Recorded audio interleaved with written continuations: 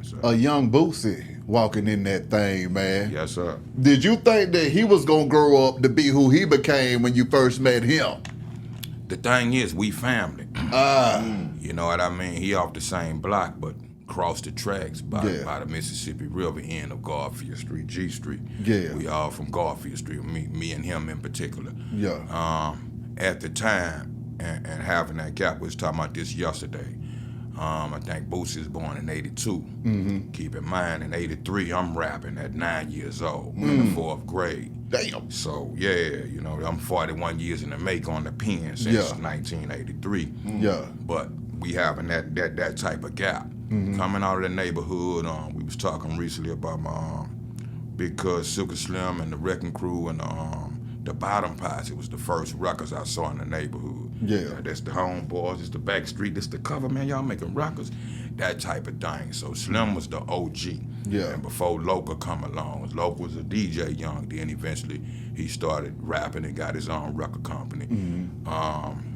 Silky Slim and them had Formaldehyde Records, they own label, and Itchy Bomb was the distributor and all that type of thing. Rest in peace to MC Bree. Yeah. They was homies. I didn't get a chance to meet Bree, but was a Bree fan.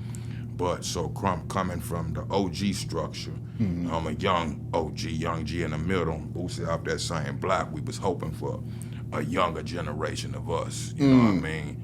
And that void, Max Manette and them came along, but they really wasn't from Baton Rouge, and in particular South Baton Rouge. Yeah. So later on, when Boosie came along, that was it.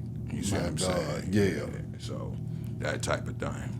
Watching his trajectory though, man, and his career at the same time, what was it like when you thinking, man, this my little cousin and this boy is out here got the world going crazy? Yeah, animal, man. Come Yeah, on, man. Absolutely. Yeah, phenomenal, man. I tell him that all the time. I'm proud of him, you know what I mean? Despite him been through a whole lot of crazy, wild shit, just, you know, Yeah. like Pac would say, man, I didn't have a record till I made a record. So a certain thing come with fame and success, you know, love and Yeah. hate and all that. So I hate that shit for any of us in that Yeah. sense. But for success, yeah, he living like a young king, man. Come I'm on proud now. of him. That's a beautiful thing, man. My balls and my word, that album right there, man, putting that project together. What was going through your mind when you realized that it was time?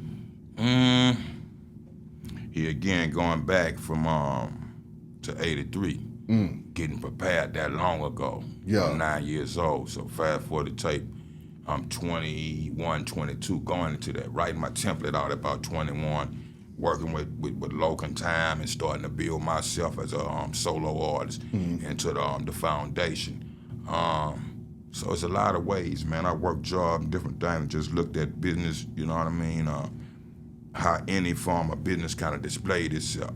So I was taking notes in that fashion, you know, and of course the Scarface, you know, street ethic of, you know what I mean, balls in my word. But the funny shit is about it is this, I really didn't aim to call that record that due to my love and respect for Scarface in Texas. So I didn't want to run with the same type of thing. I took the whole Corleone thing and was really supposed to call the album. It's a song on there that shorted one of the shortest, greatest hip-hop records.